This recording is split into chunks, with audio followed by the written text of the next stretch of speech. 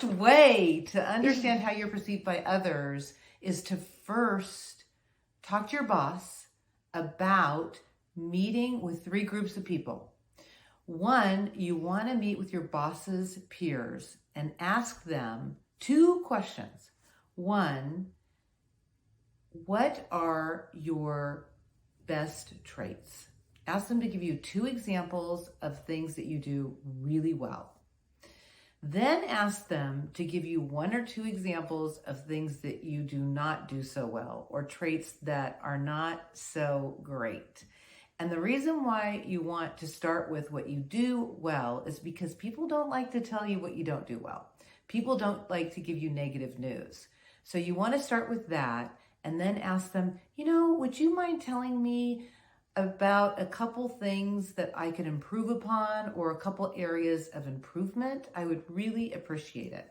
So how are you going to do this? Well, you're going to call their office or text them or send them an email. Probably the latter would be the best, and say, hey, June, I'd like to know if you would mind meeting with me to give me some suggestions on how I might improve. Of course, June is going to do that. Why? Because people love to help people, especially when it comes to their careers. They're going to love to help you, especially if they're your boss's peer.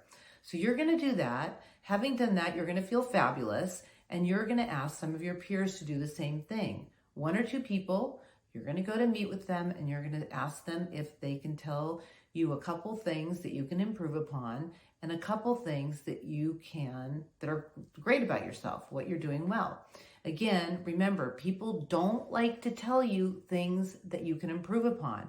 So really focus on things that you do well, not in a way of, oh, I'm so great, but just, hey, can you tell me a few things that I do well? And then 1 or 2 things that I can improve upon.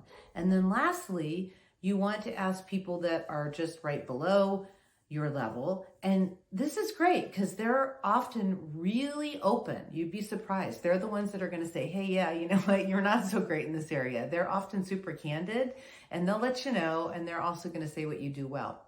So then take all this information, aggregate it together, take the time to do it. It's super important that you put it together. You look at all the information that people say you do well, the information around what they say you can improve upon. And I think what you're going to find is some surprises. You're going to see that, wow, I didn't know that I'm perceived as doing really well in this area, and I can improve in these areas.